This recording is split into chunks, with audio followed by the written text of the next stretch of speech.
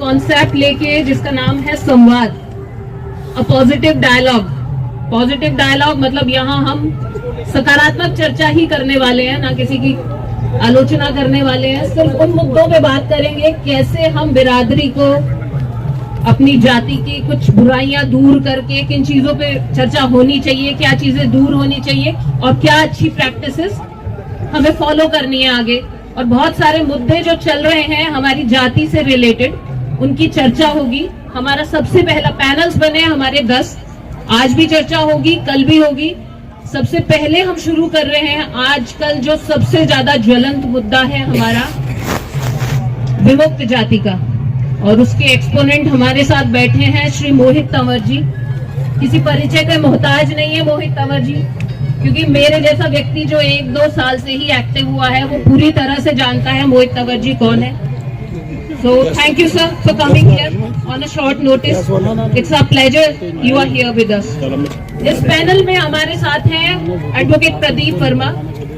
प्रदीप वर्मा जी पेशे से एक वकील हैं, कॉर्पोरेट लॉयर रहे हैं, गॉर्सन सिंडिया के चीफ लॉयर रहे हैं 12 साल तक, और इनकी प्रतिहार लीगल कंसल्टेंसी के नाम से एक कंपनी है।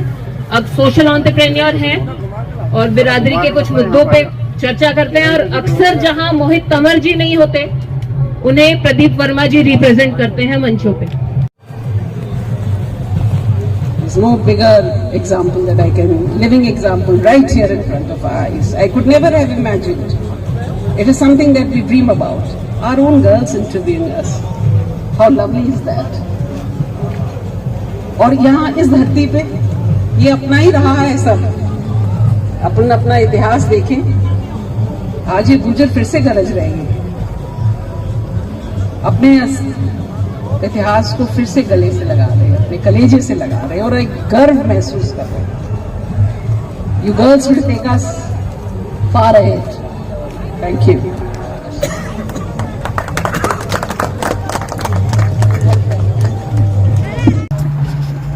ये मुश्किल काम है अपने बारे में बताना। सभी को राम राम। डॉक्टर जावेद राही साहब जो जम्मू कश्मीर से हमारे बीच में पधारे हैं, और मेरे बहुत भाई यहाँ हैं जिनका जो स्टार्स हैं अपने अपने क्षेत्र में, उनको देख के 56 इंच से ज़्यादा लंबा चौड़ा सीना हो जाता है। उनके बीच में कोशिश कर रहा हूँ कि गुर्जर इतिहास की और संस्कृति की और परंपराओं की बात हो। ये बात 2008-9 से हम लोगों ने शुरू की थी देव नारायण मंदिर में एम्स के पास, और आज मैं देख रहा हूँ कि पिछले 12-13 साल में जो एक जागृति हमारे युवाओं में आई है, हमारे एजुकेटेड क्लास में आई है, हमारे ऑफिसर्स में आई है, ये इसका कोई पैरेलल नहीं मिलता। इतिहास का विद्यार्थी हूँ, प्राचीन इतिहास में मैंने पीएचडी किया है, और पीएचडी के बाद पोस्ट डॉक्टरल स्टडीज़ के लिए ग्रीस गया, यूनिवर्सिटी ऑफ यानेना में पढ़ा, एरिस्टोटल यूनिवर्सिटी ऑफ थेसालोनिकी में रहा, नेशनल एंड कापुडिस्टरियन यूनिवर्सिटी एथेंस में रहा, लौट के आया, वहाँ से जेएनयू ने मौका दिया। लकीली और टेक्निकली मैं ग्रीक स्टडीज़ का पहला टीचर हूँ देश के इतिहास में, और इस भाषा और संस्कृति का इतना बड़ा योगदान है विश्व के ज्ञान को समृद्ध करने में। यदि आप पाश्चात्य सभ्यता और संस्कृति के इतिहास को देखें तो उसमें यूनानियों का, ग्रीक लोगों का जो देन है, उसके बिना आप पूरे पाश्चात्य मानस का जिक्र नहीं कर सकते। Western philosophy, western education, westernisation, western civilisation, all these terms are part of the और the original of these things are in Greek studies. बड़े मजे की बात यह है कि ये विषय हमारे देश में अंग्रेजों ने स्थापित नहीं किया, जबकि विदेशों की सभी विश्वविद्यालयों में, देश के दुनिया के जितने भी विश्वविद्यालय हैं, चाहे वो ऑक्सफोर्ड हो, कैम्ब्रिज हो, स्टैनफोर्ड हो, पेंसिल्वेनिया हो, येल हो, इसमें सभी में क्लासिक्स के यानी ग्रीक स्टडीज़ के डिपार्टमेंट, बड़े डिपार्टमेंट हैं। और हमारे देश में जिस विधा को ज्ञान की विधा माना जाता है, उसको सामान्य व्यक्तियों को इंट्रोड्यूस ही नहीं किया गया। कोई 1935-40 तक इंडियन सिविल सर्विसेज में जो सबसे ज़्यादा नंबर रहते थे वो क्लासिक्स के होते थे, ग्रीक रोमन स्टडीज़ के होते थे। कोई 1250 में से 700 नंबर रिजर्व रहते थे, लेकिन वो नहीं किया गया। उसका रीज़न ये था कि जो सीबीएसई के हमारे स्पीकर थे वो बता रहे थे कि अंग्रेजी के बारे में बात हो रही थी, तो उन्होंने अंग्रेजी तो इंट्रोड्यूस की जो उनके वर्किंग क्लास की लैंग्वेज थी, लेकिन ग्रीक स्टडीज नहीं की। जबकि आप हर किसी भी विषय को देख लें, पहले अध्याय में आप यही पढ़ेंगे कि इस शब्द का या इस विधा का जो ओरिजिन है वो ग्रीक में है। तो वो आपको ज्ञानी नहीं बनाना चाहते थे, वो आपको प्रशासक नहीं बनाना चाहते थे, वो आपको शासित के तौर पे एड्रेस कर रहे थे, इसलिए उन्होंने अंग्रेजी भाषा रखी। और जैसा लॉर्ड मैकाले मिनट में कहा गया कि अंग्रेजी हमें इसलिए पढ़ानी है कि हमें काम करने वाले चाहिए, क्लर्क चाहिए, बाबू चाहिए, प्रशासक नहीं। प्रशासक की भाषा विशिष्ट होती है, प्रशासकों की भाषा और सामान्य जन की भाषा नहीं होती। जैसे प्राचीन काल में सामान्य जन की भाषा तो प्राकृत और पाली हुआ करती थी और प्रशासक की भाषा संस्कृत हुआ करती थी, वैसे ही आप इसको अंग्रेजी से समीकृत करके देख सकते हैं कि अंग्रेजी जो है वो शासक की भाषा है, अंग्रेजी शासक की भाषा है और सामान्य जन की भाषा अंग्रेजी नहीं है। तो भाषाओं की अपनी एक राजनीति होती है, भाषाओं का अपना इतिहास और संस्कृति होती है, वो भी हमें इसमें समझना पड़ता है। तो मुझे सौभाग्य मिला ये कि मेरे गुरुजनों ने इस बात के महत्व को समझा और मुझे ट्रेंड किया, ग्रीस भेजा। ग्रीस में मैं अलग अलग जो उनकी टॉप यूनिवर्सिटीज़ हैं उनमें पढ़ के आया।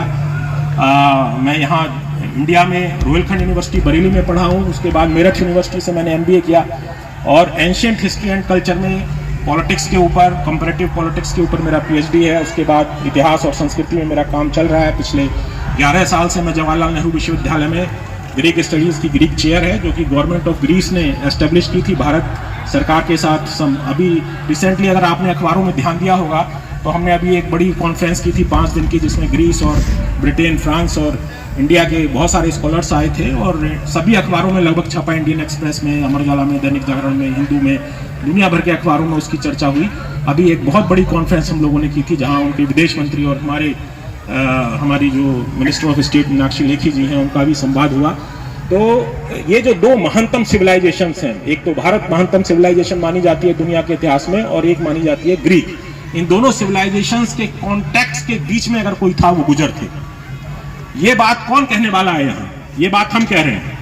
हम इसलिए कह रहे हैं कि जब ग्रीक और रोमन एम्पायर को अगर किसी ने खत्म किया तो वो गुजरों के माँ बाप थे, वो कुषाण थे, कसाने थे।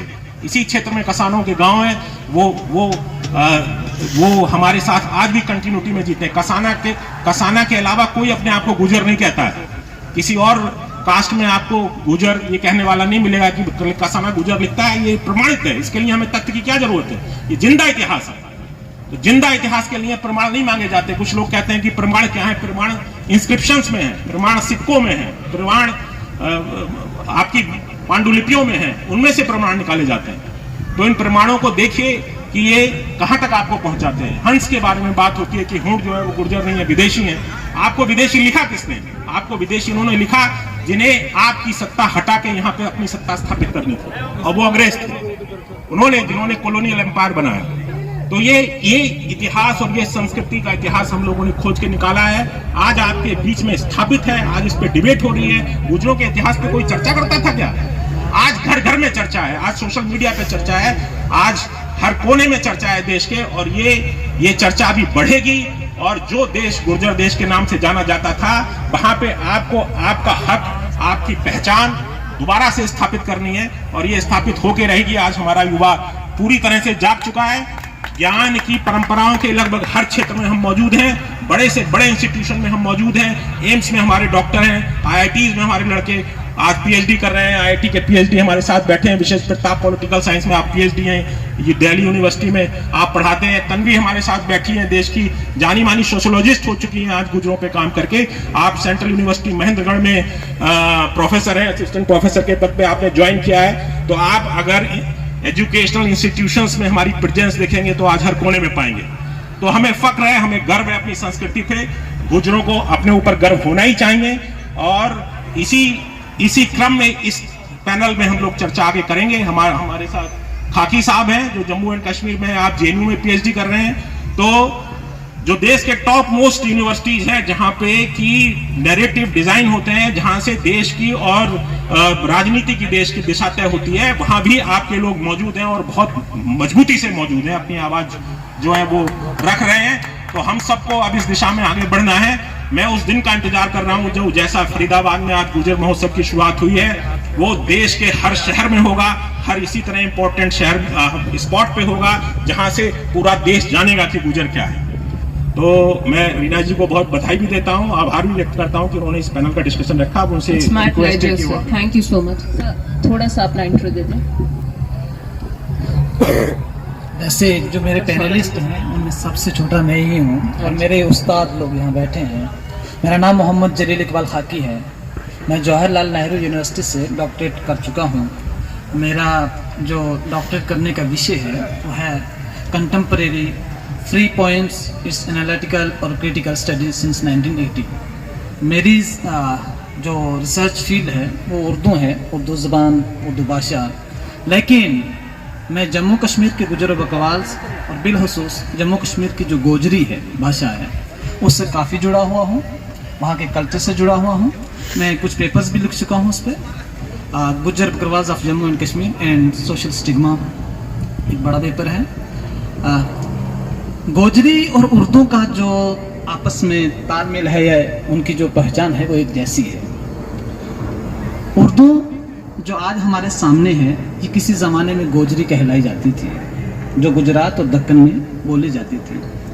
आज का जो पैनल है और जिसमें आज डिस्कशन करना है कि हम अपनी तहजीब मतलब कल्चर और अपने जो तारीख है उसको कैसे प्रिजर्व कर सकते हैं, आज मैं आपका शुक्रिया करता हूँ। Thank you. Doctor You're Reena Verma. welcome here. मेरे लिए बड़ी अहमियत की बात है और बड़ी फख्र की बात है कि डॉक्टर जावेद राही साहब और प्रोफेसर अनिल सिंह सर मेरे मतलब मार्गदर्शक हैं। मेरे साथी हैं विशेष प्रताप, जो काफ़ी अरसे से हम लोग जम्मू कश्मीर के गुजर और जो बाकी गुजर जो दिल्ली एनसीआर के गुजर हैं उनके बीच में तालमेल कैसे बढ़े उस पर काम कर रहे हैं। बहुत शुक्रिया। देखिए, बहुत खुशी की बात तो ये है कि जम्मू और कश्मीर को हमारे छोटे से पैनल में भी 2 लोग रिप्रेजेंट कर रहे हैं। आपकी आवाज़ मजबूत हो रही है। Over to Tanvi. Thank you so much doctor Reena.